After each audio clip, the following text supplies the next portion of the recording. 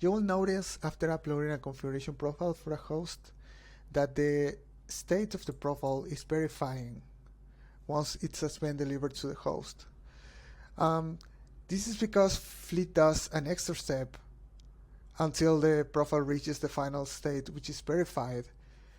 And that is verifying that the settings that the profile is applying are actually set on the device using osquery. For Windows profiles, for example, we use the MDM bridge table, which is a custom table we deliver with the Fleet's agent. And this table allows to